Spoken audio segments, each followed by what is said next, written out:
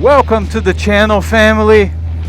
Today I'm bringing you the full owner's review of the Kawasaki NInja 1000 SX.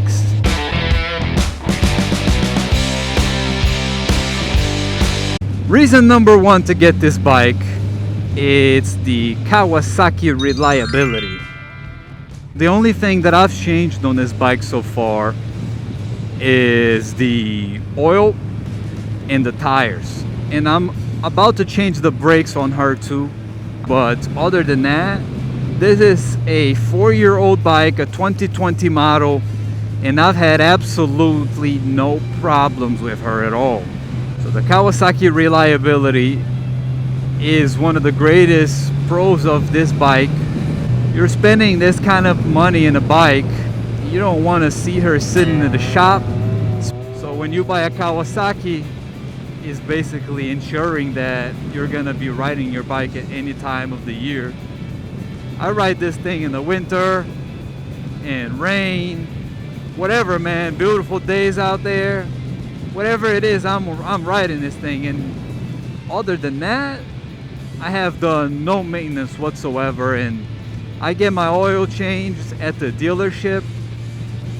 You can change the oil yourself very easily on this bike, as in most bikes, but I don't really have the place for it.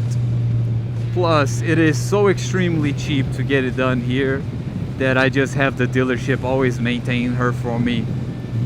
And they end up doing other small touch-ups while I'm getting the oil done, like checking all the other fluids, such as the coolant fluid, which is right here underneath the seat, right underneath the suspension, or right by the suspension.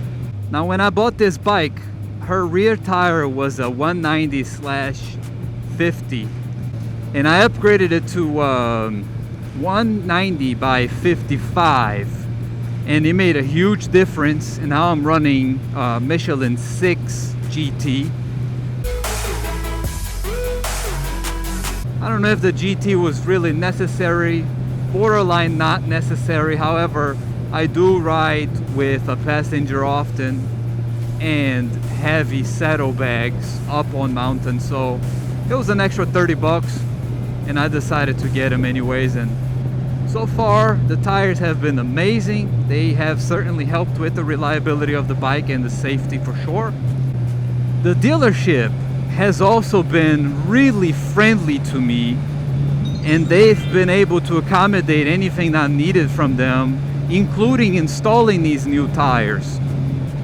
Now, they didn't charge me anything to install the new tires for me. I just bought it from them. But anyways, the dealership has been super friendly and accommodating to me. And the second reason to get this bike is because she's so sporty and she's fast. Now, on my channel, I don't really like to get too crazy on the bike because I'm in a foreign country. Now, don't get me wrong, this bike is very powerful. She can get you in a whole world of trouble really, really fast. But 140 horsepower, 80 something pound-feet of torque, plenty of passing power, and she's gonna be able to pull very fast, faster than 99.9% of cars out in these roads. She's faster than most sport cars out there, and I'm not talking about top end speed. I'm talking about acceleration and up to like 250 kilometers per hour or 155 miles per hour. To me, especially as a beginner, yeah, there is no point that you're gonna be really cruising at 155 miles per hour. And I think that if you're buying a bike like this, going extremely fast all the time is not your main concern. But she can do that if that's what you wish to do. If you wish to ride her super fast, she's gonna do that for you in comfort on the straight up riding position. And you can ride her for hours, fast, slow, however you want to do it. She's gonna do it for you. From the low RPMs, she's gonna be pulling hard. Which leads me to my next point, comfort. My reason number 3 for why anyone would want to get this bike is because of how comfortable she is. She's very comfortable, and long riding days, I've ridden this bike for upwards of 10 hours in one day. The seat is super comfortable for me and is super comfortable for my passenger as well. Now granted, on any bike, or even you imagine yourself sitting in your couch for 10 hours, yeah, your behind is probably going to be hurting after a certain amount of time, right? You probably want to get up and take some breaks. And it's the same with this bike. You know, to me, there's no seat, there's no couch that can be comfortable enough for me to sit on for 10 hours and not feel some sort of a discomfort. And it's no different with a bike. This seat is comfortable. And again, I've ridden this bike for upwards of 10 hours and I've had no discomfort in my back or my legs, nothing like that. Just your usual normal wear and tear on the body. But if you were to compare this bike to a super sport, then she's like a Harley. And if you were to compare this bike to a Harley, then she's like a super sport. She also has cruise control right here, which I personally don't use that often, but it's very easy to activate it. Got 3 buttons, set, reset, and on and off button. You can also turn it off by pressing the brake, switching gears, or pulling in the clutch. And the cruise control brings me to my 4th reason why you would want to get this bike. All the technology that you're gonna get with her. And if I was to talk about just the technology that this bike has, such as all the different configurations of the display, it would be a full video just on that. It includes lean angle indicators. When you're going out on the twisties and you want to see how you're performing, it's pretty nice.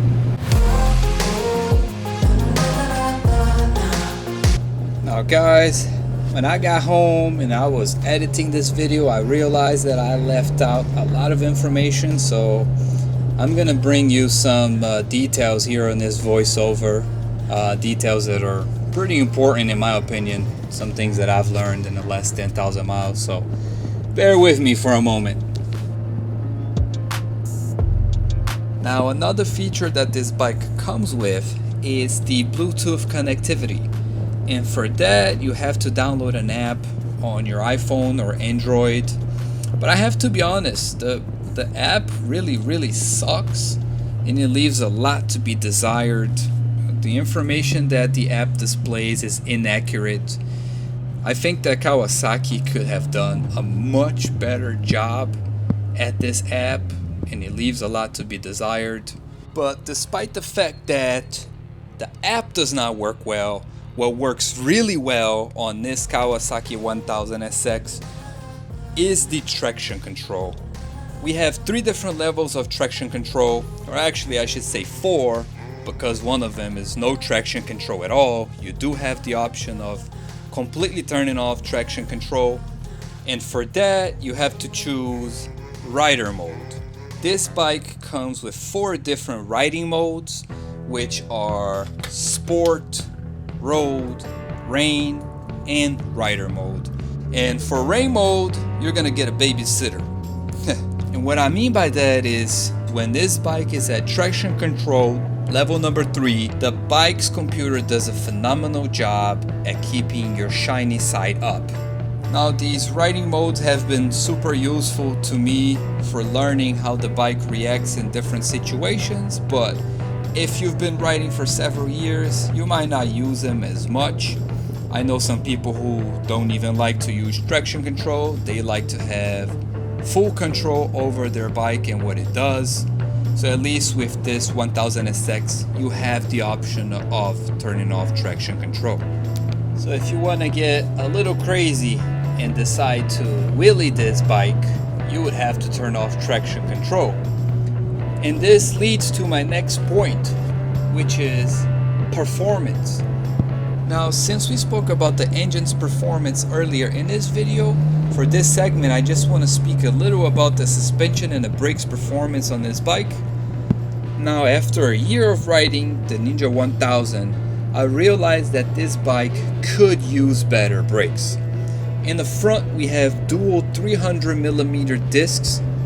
In the rear we have a single 250mm disc. And for a bike that weighs over 510 pounds, I think that Kawasaki could have put some better brakes in. I mean, the ZX6 has 310 dual discs in the front.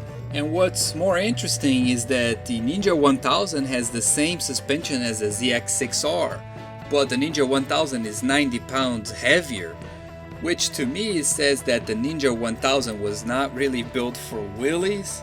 It is a lot of weight for those small forks to handle, and you can easily adjust the compression and the rebound damping on this bike on the front and in the rear. And you can also adjust the spring preload in the back in case you have heavy saddlebags or a passenger with you. Super easy, you just twist the lever and adjust it as you wish. I find it pretty useful, and certainly makes a big difference when you're riding in the twisties with a passenger. Now, the next big reason why I got this bike and why you might want to get this bike is the panniers. Kawasaki makes them. I don't know if I just pronounced them right, but I'm talking about the saddlebags, okay? The ones that Kawasaki make look super nice. They can match the color of your bike too, but they have a few problems with them. One being that they're super expensive, about $1,000 for the pair. To me, that's way crazy. I mean, even $500 for them would have been a lot, but a lot of people like them. They end up getting them. But I ended up getting these aftermarket GV bags that were like $190, which is a fifth of what Kawasaki is asking for their bikes. And these bags have been great for me. They come with these waterproof covers. I've taken them out on the rain. They did okay. I think that the Kawasaki bags can be worth it if you have the extra money. But if you don't, the aftermarket bags are gonna do just fine. Just make sure that you look for aftermarket bags that come with the side brackets too. Because if you don't have these side arms that protect the bags from flapping, they might touch your wheel, and that could be a big problem for you. So make sure you have these side arms. And with that being said, I'm gonna bring you to my last selling point of this bike, which is her looks. I think she looks beautiful for a touring bike. She definitely looks sporty. This bike gets lots of attention out here. People really like her, and she sounds pretty good even with only a slip-on. Now, she got these big mirrors on her. I personally really like these mirrors because you can see really well out of them. And our subscriber here, I think his name is S2K442, shout out to you, my boy, gave me some advice on getting these aftermarket mirrors that I might end up getting, but I know that the stock mirrors for now, they do really well. And I have to be honest with you guys, it took me a lot of effort not to stay here talking about this bike for hours, because you can go into details about all of these small components on this bike and all the stuff that you go through on a day-to-day, but I hope that this video has helped you, and if it has, definitely leave your like, subscribe for more content. Thank you very much, man. Have a good day, ride safe, stay healthy.